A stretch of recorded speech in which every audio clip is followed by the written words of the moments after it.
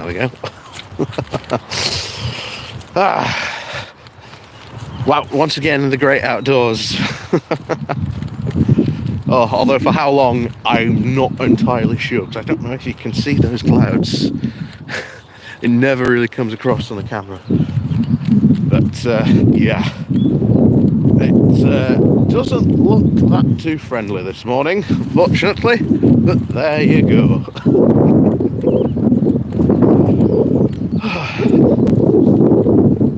Catho G, good morning to you. Craig, good morning.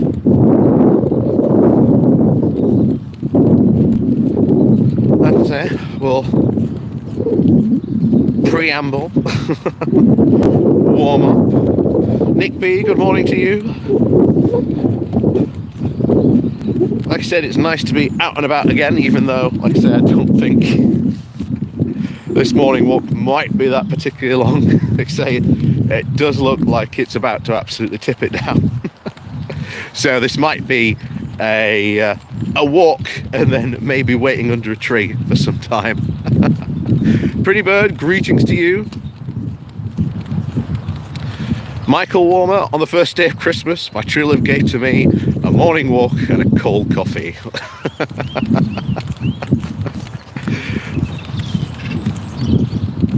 Cavalan, good morning to you. Quick hello before you start work. Well, good morning.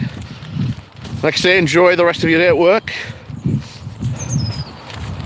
But in the meantime, you know, you can sit and have a stroll with us along what is a very somewhat cold-ish day, but it's all right.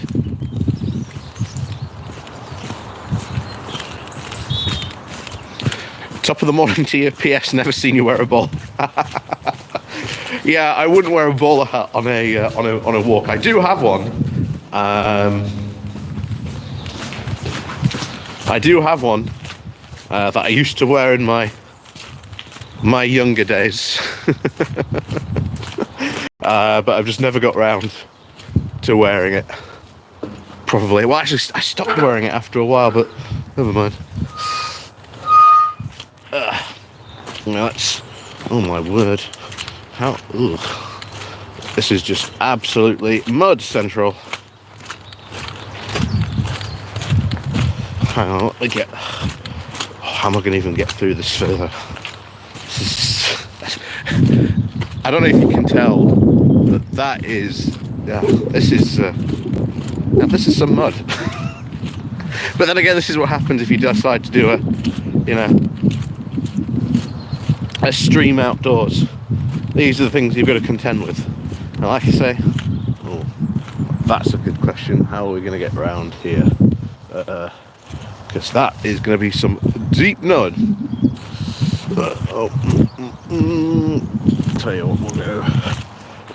We might have to go through it. So this might be a bit bad for going this direction. Oh dear. Here we go. Oh.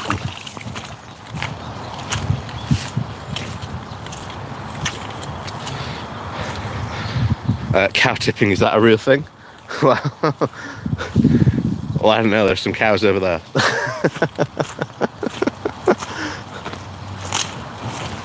But I'm not going to try it out. Oh, anyway, we're through-ish. Tom Nielsen, good morning to you. Ben Ridings, good morning to you as well. XA, good morning, good morning, good morning. Do remember to hit the like and share button. Like I say, it gets us more people in. Bums on seats. Yep, pretty birds, squelch, squelch, squelch indeed. Oh. But yes.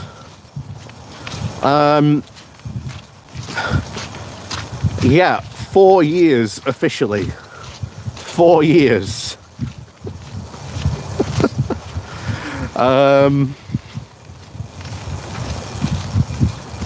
Yeah, and what a 4 years it's been. Although, like I say, because I've been really sort of, doing this since 2016, feels like a lot longer. But we are, officially, 4 years out, and we did my video yesterday, and to no one's surprise, because if you've been following this like I have, everything you are hearing is not a surprise. Yeah, Dave W, tell me about these sunlit uplands again. Yeah. Everything that you've seen over the past sort of 4 years, all the reports, nothing of this is new. Like, none of this should shock you. You shouldn't really be surprised, because we've only been talking about this since 2016.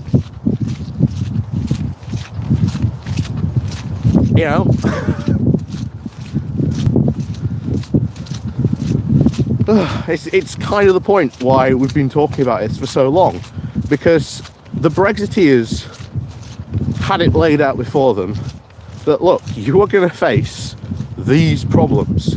If you leave the EU, these are going to be the problems. How are you going to tackle these problems? We've seen some Brexit unicorns on Today Walk, or just normal ponies. Probably just some normal ponies, but hey, you never know. You never know. Maybe today is the day. Maybe we find that mythical unicorn. Oh. And this is it. It all goes back to those promises that were made and yet never kept.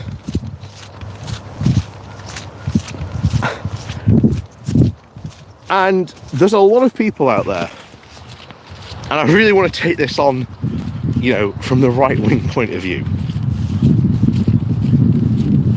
Oh, the unicorns. Had to be rhinos, yeah. Always the case. Oh. Little dog. There we go. Anyway, where was I? I was distracted by the dog. Yes, that was it. Right wingers. So let's take this from the right wing perspective, and like the right wing point of view. One of the things that was, people claimed. Oh. So their whole, shtick during the referendum was, or at least so we say the post-referendum, was that Brexit had been this big revolt, and that this revolt had been carried on through by, the will of the people to really stick it to those Westminster elitists.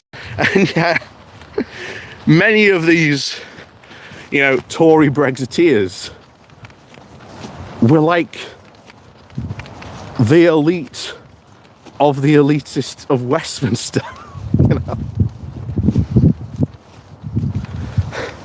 It's not like, they were suddenly just, Bob the common man out on the street being, annoyed at the fact that austerity had crippled the UK in many aspects.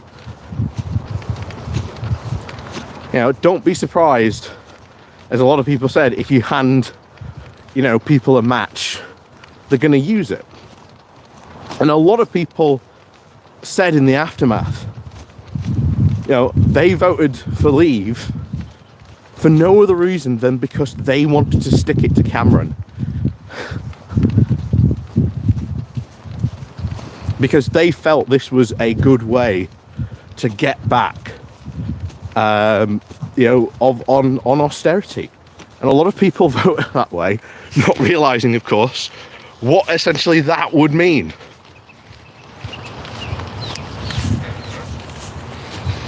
Craig, on EU relations, how big is the danger of promises, quote, the other way?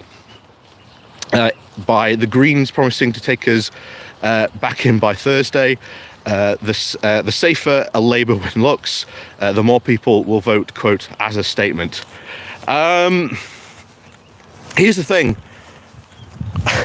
I want to make this very clear, because some people seem to think that a lot of us on this side, like the rejoin side, that we are talking about that is like the main thing, that somehow we'll click our fingers and all of a sudden we'll wake up one morning in the EU. I think every single campaigner and everyone on sort of my side of the argument knows and realizes that there is a process to rejoining, and it's going to take some time and it's going to take some negotiations, but none of that is impossible. It's all doable, and it'll take some time, but you are seeing right now the big reversal on Brexit. You were seeing people's attitudes change, saying, oh, we were promised this because of Brexit, never really took anything to it. Going to take 40 years of work just to right the damage. Yeah, and one of the things that I do want to point out is the attitude change, because we have seen the polls when it comes to Brexit and people's feelings about Brexit, about actually voting for Brexit was wrong. They've changed their mind. People sort of realised that it was a mistake to do this, that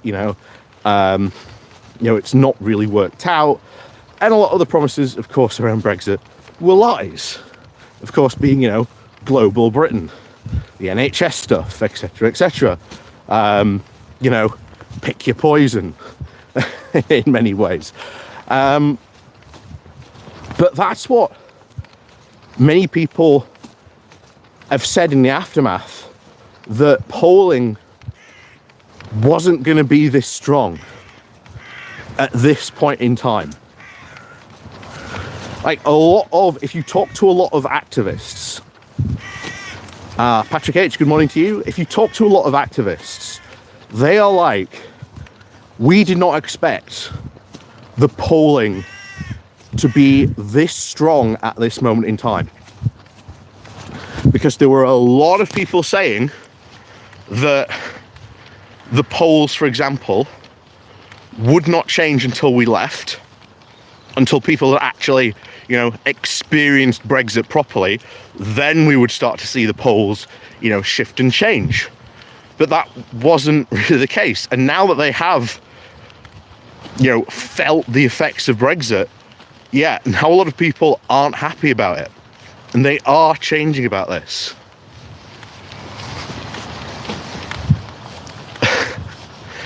Except they are. The whole Copenhagen criteria is open to negotiations. You can negotiate on these, because otherwise, there's a lot of exemptions out there you probably want to point out. Like I say, they are negotiable. Negotiations will have to take place. And it depends what, we want at that moment. And like I say, I would rather prefer, we go for full membership. I don't really mind that, we take on the euro or things like that. But, all this stuff is negotiable. It is.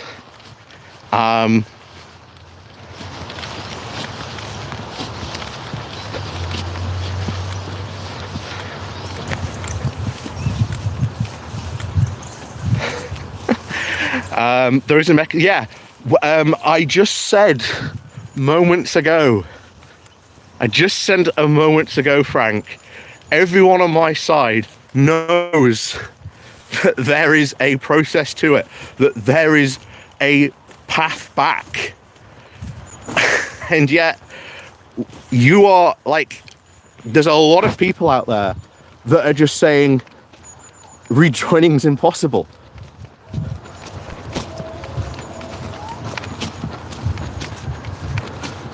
And yet these people are like, oh yeah, I voted to remain, but yeah, rejoining's impossible.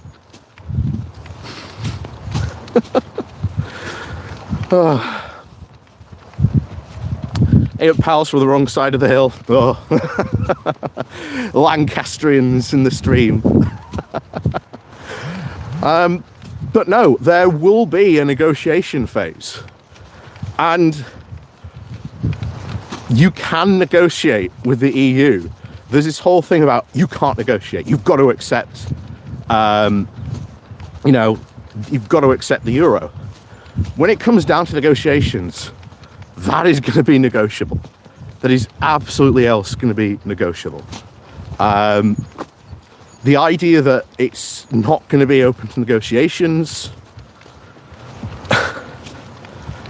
easy. What would happen was that the UK would go, we would like to join the EU. The EU would then actually have to turn around and go, okay, we now have to reconsider, a serious application of the UK to rejoin. The whole reason why the EU is, not looking at us at the moment is because there has been no serious application from the EU, from the UK at the moment, to rejoin the EU. It would be a process. It would go through an entire negotiation stage. And to say that there would not be negotiations is in itself a lie, because every single country to join the EU, even the ones that have recently just joined, have had to go through a negotiation stage. Just anyway. So there is probably now, I think, as people have said, the polls of people's opinions are shocking people, because no one was expecting the polls to be this strong and in favor of rejoining like this soon. Everyone expected it to be at least, another 8 or 9 years before we can on that.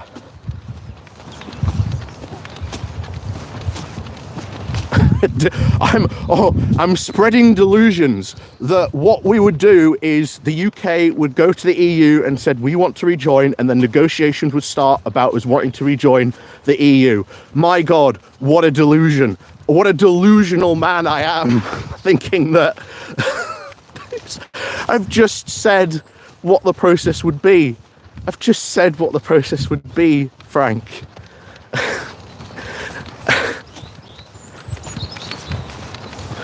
But anyway, so yeah, no one was saying, or at least no one thought the polls would be this far in our favour so quickly. So this has shocked a lot of people, really shocked a lot of people when we've got these polls and what we're polling right now. Because Sky News, I think it was Sky News, did a poll that you see a lot of people talking about yesterday.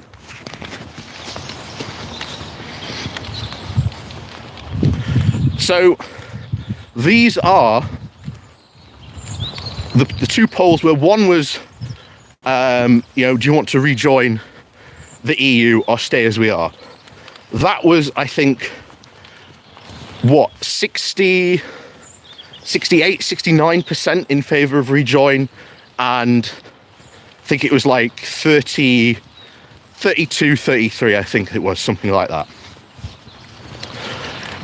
But the other one that you're seeing Brexiteers crow about is the idea that the second poll was, would you rejoin if, we had to accept the euro? and leave one by approximately 2 points, where Remain, well, or at least Rejoin, was only about 2 points behind it. And as a lot of people are pointing out, you are probably not going to see too long before you get polls of people like, yeah, actually, we would like to rejoin the euro. We can, and accepting the euro would be fine.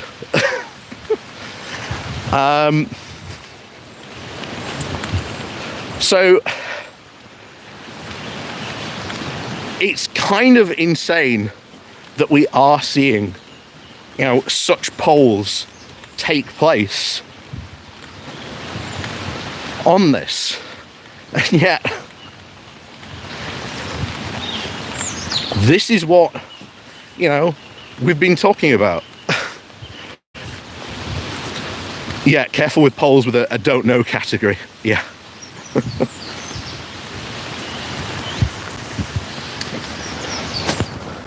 Yeah, the UK giving up the pound isn't a serious proposition. Oop, there we go. Perhaps it wouldn't obviously need to commit to doing so when it's in members' interest to do so, which will never be. It's an economy it will never be if its economy doesn't move in line. And again, I think you are going to see potentially a negotiation where we ask for like a phased in move. We may very well ask, because again, I'm trying to predict like what a UK future government would potentially do.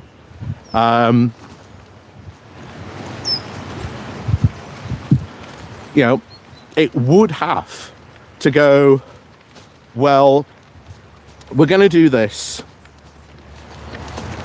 and maybe, we'd like to sort of, on a journey to like becoming full members again, maybe sort of rejoin the single market and customs union, and then sort of move in to being full EU membership. Like, that's maybe what a future UK government to the EU. And I do think you are going to see,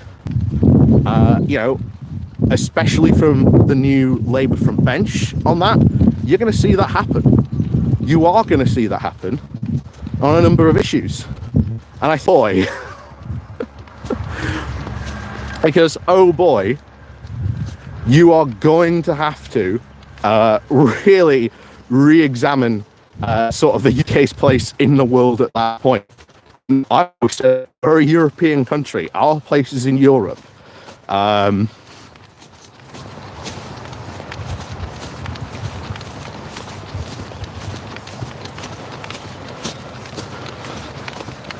But it is, it is doable, and there's going to be, negotiations that take place, and yet here I am, madman, saying that we're going to rejoin the EU. Is going to be a process to rejoining. There's going to be negotiations. And yet, delusional.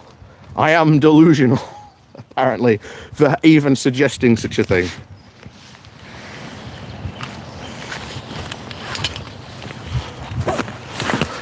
Yeah, Frank, how do you know we can't negotiate that as a return to being full EU members? This is it. You're talking about negotiations which currently both parties haven't even seriously considered yet.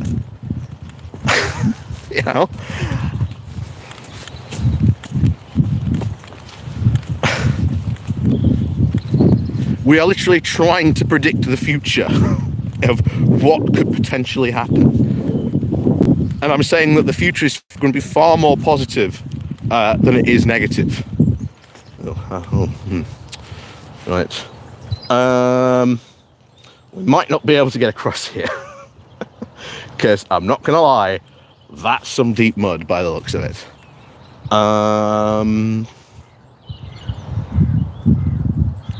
Can we get around? I wonder. The next question is, can I get up the hill? Can I clamber up the hill is the next question. I'll tell you what, we won't risk it today. We'll go back. We'll go back along a different way. Yeah, Helen, make politics boring again. Yeah. Ugh. True. That's gonna be good when we do that. It's gonna be very good when we do that. Describe the mechanisms. Describe easy. We put in an application to rejoin. We say that we would like a rephased in membership. Because it's going to help our economy. The EU countries are going to go, oh great, we can start selling back to the UK again, because it increases their market, increases their customer base. That is not a bad thing.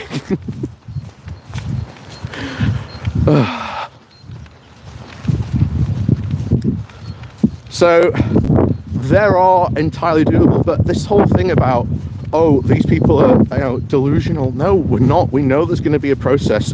We know there's going to be negotiations.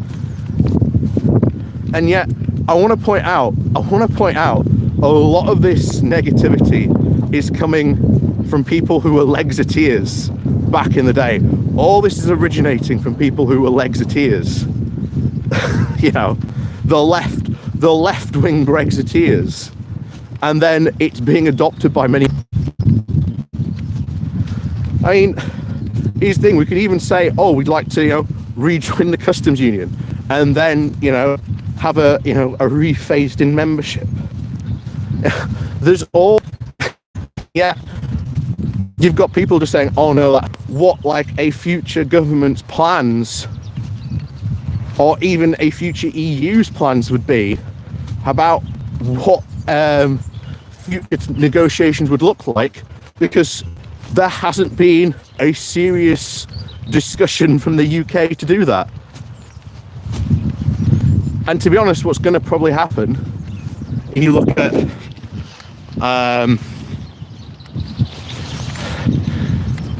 David Lammy, he's like, yeah, we want to seek closer alignment with the EU. We want to do more deals. I don't see the EU saying no to those deals, but we'll probably find out within the next couple of years what will happen with those negotiations.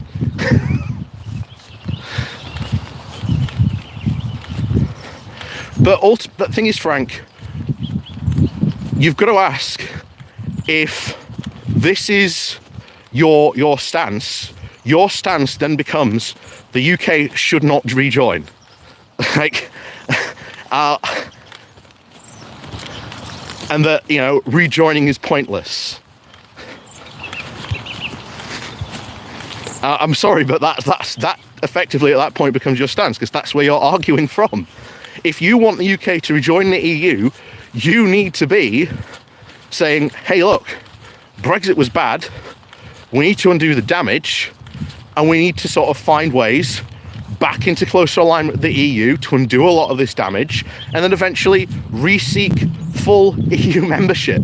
That is going to be a process. We don't know what that process is going to look like yet, but that is what is going to happen. There will be negotiations taking place. It is not, quote, delusional to say that negotiations are going to take place. Otherwise, when we, quote, Brexited, the EU would have just booted us out and there would have been no negotiations.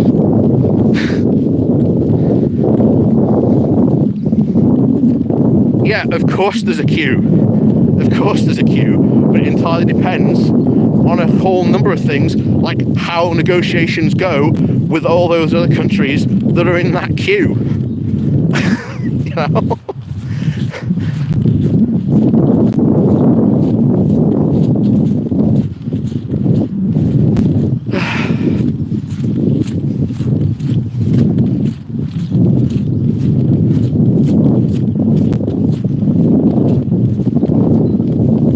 So,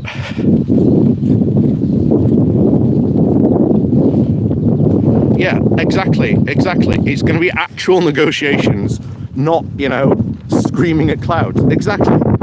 That's going to be the whole thing. And it's shocking that people.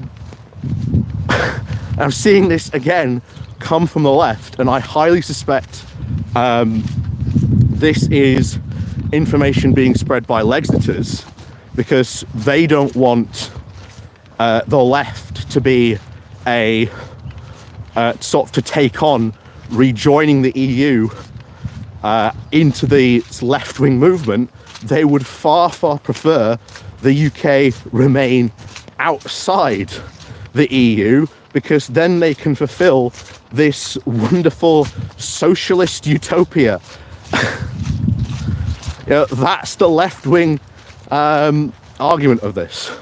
Rab, hello from the swamps of Ohio. Well, Ohio to you, my friend.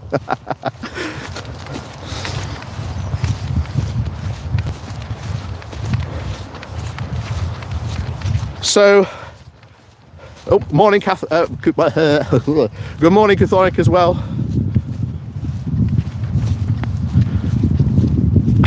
Oh, now you're saying you've not denied negotiations will happen.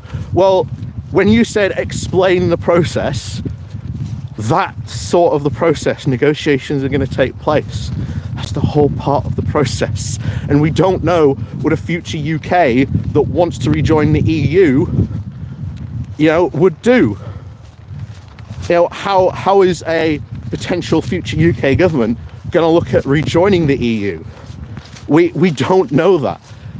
You're screaming at us, saying that when we try to essentially predict the future, we are wrong for doing so. I hope you know how this comes across, because that's how it looks. Oh, phone box chicken, good morning to you as well, and good morning to everyone else as well who I might have missed, but good morning to you. Do remember to click on the like and share button.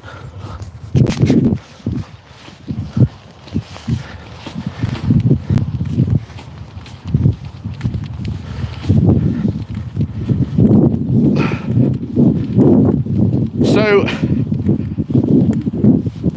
yeah, just an angry Canadian here. Oh God, that's something we're going to have to talk about probably soon as well. In fact, I might save it for, I might just talk about it briefly. Now, but I probably want to save the rest of it for talking about on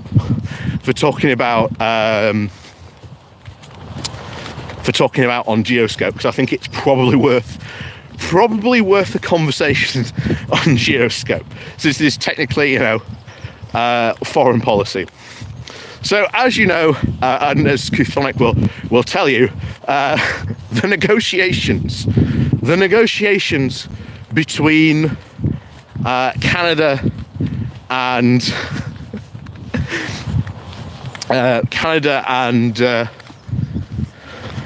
the UK for a future trade deal have at this point, shall we say, been closed. Now, ah yes, those zany trade talks.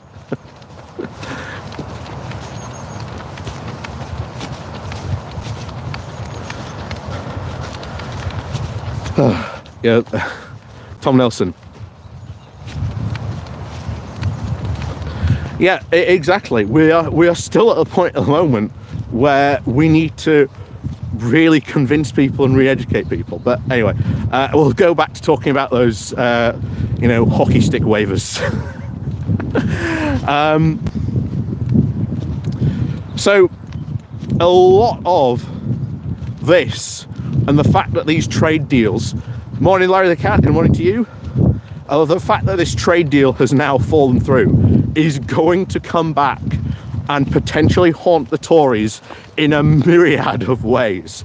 Because remember, we are in the process of trying at the moment to negotiate our way. Number 3, good morning to you. We are trying to get ourselves into the Pacific Partnership, or the Comprehensive Pacific Trade whatever partnership. Yeah. we just call it the Progressive Partnership around here. Or the Pacific Partnership around here. We are trying to join that. We are in a process of doing that, and we are trying to get trade deals with all the other current member states. And Canada, of course, in this is going to be a very big player, especially when it comes to its own meat industry. And the fact that we did that deal with Australia is going to come back and really bite us in the ass on this. There's going to be so many problems that arise from this, because Canada, because these trade agreements have fallen through.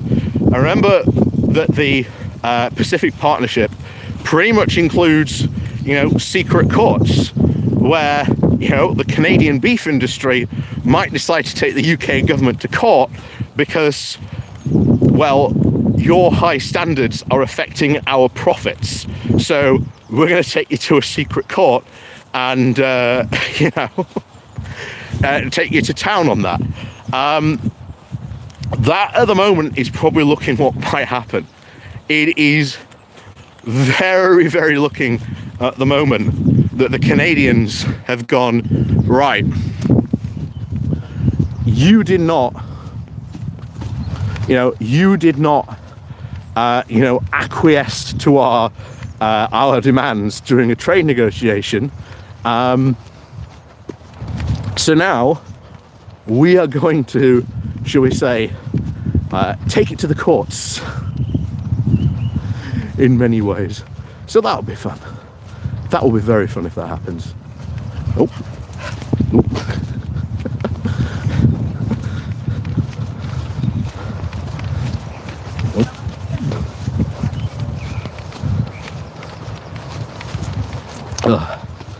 So yeah, although to be honest, at the time that might happen, we might have a Labour government in charge at that point.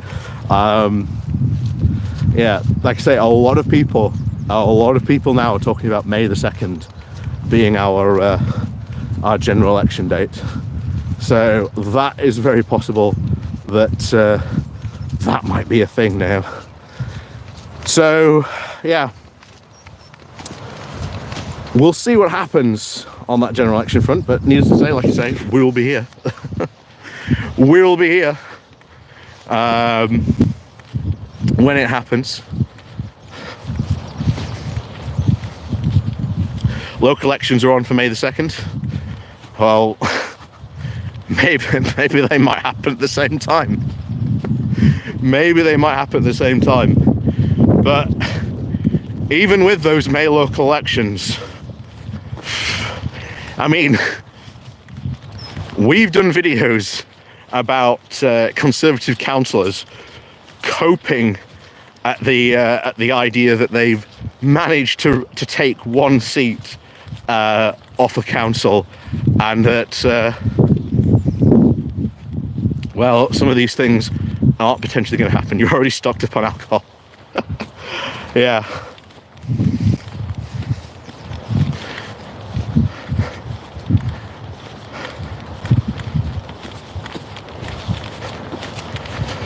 So yeah, we'll see what happens, but like I say, the only person who knows about this is, of course, is Sunak. So we'll see what he says. But say even Labour are thinking that they might go early for this.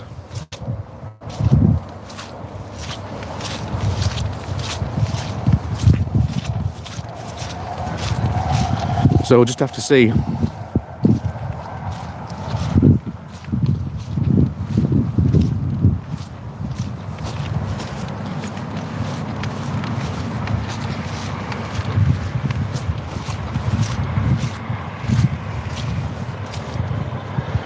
A voter ad went out on ITV yesterday. I got my hopes up, but it was for the GE, but sadly it wasn't.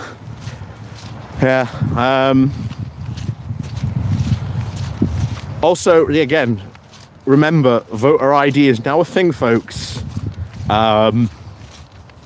So when you do go to vote, either obviously at the upcoming local elections or even the potential general election, you will need a voter ID with you. You will need some sort of photo ID. Off the top of my head, I know the ones that are acceptable are passport, driver's license, anything that is a government issued photo ID document. You can also apply for a identity card as well, although that is in itself an incredibly Byzantine thing to actually apply for, but there you go.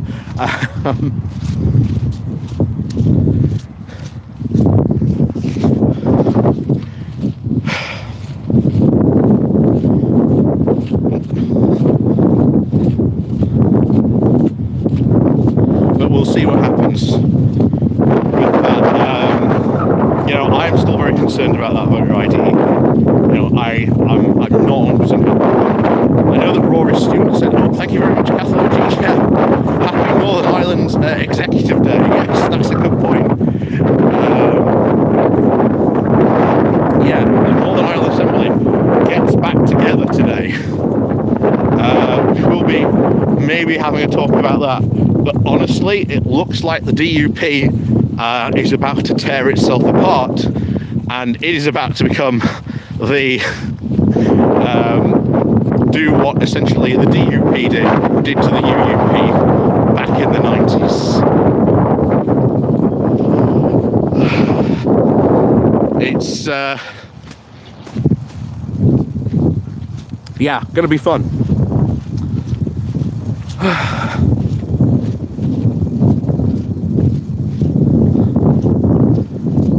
But yeah, Northern Ireland, honestly, we'll still have to wait and see what the full text is that they've agreed to.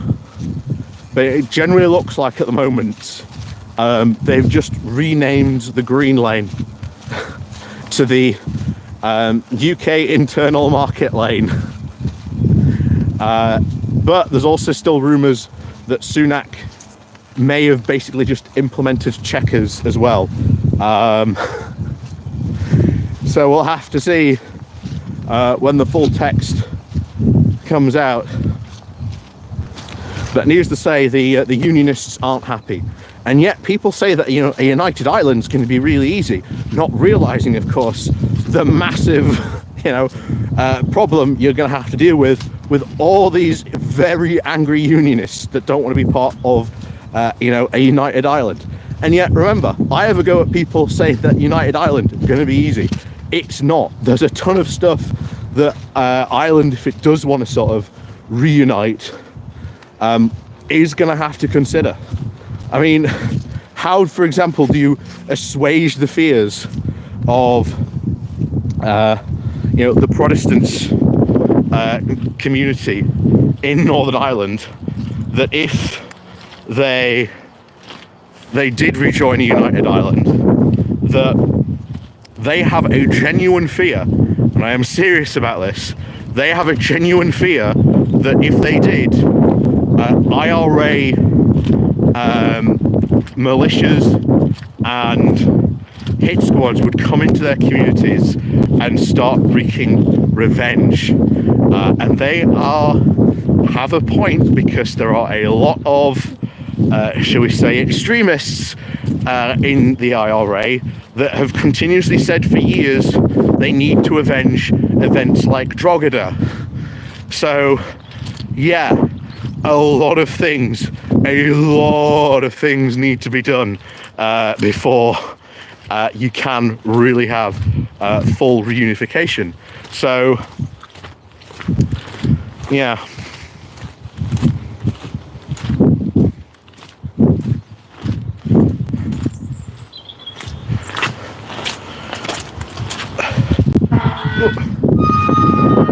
There we go.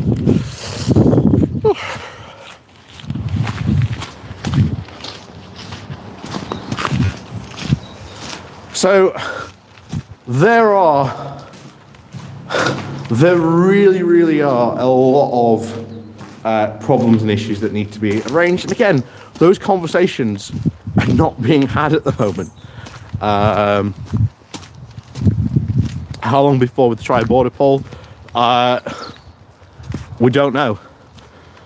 But even then, you may find that Northern Ireland might not want to reunite with, you might find that Southern Ireland might reject taking on Northern Ireland because of the, because of the DUP and the trouble that they would cause in a parliament.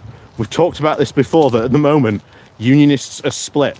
But if you did, quote, unite Ireland, they would take about, I think it's between 12 and 13% of the vote, meaning that they would have some seats in the Irish Parliament.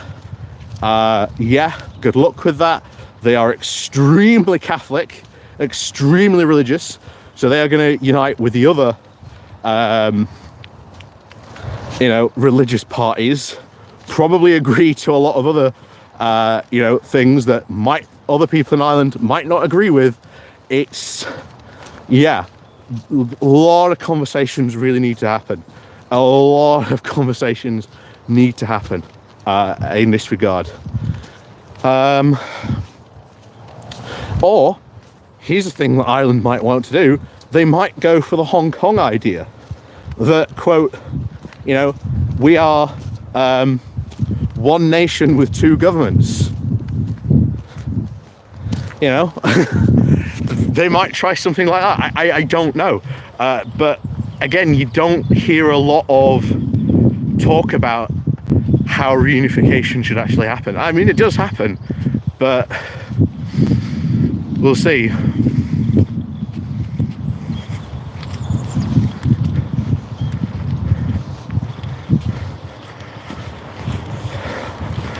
Like I say, there's a lot of conversations that need to be had, because you've still got a massive community that, as we said, is terrified of the idea that they are going to be, visited upon, IRA people with scores to settle. They are terrified of that idea potentially happening, and that they are not going to be protected because of that. How do you assuage those fears? It's a legitimate fear that community has.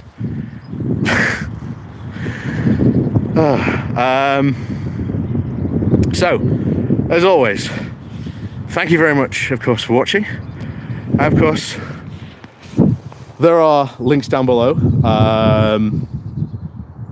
to sort of all this. The Patreon page, Buy Me Coffee, etc. down here.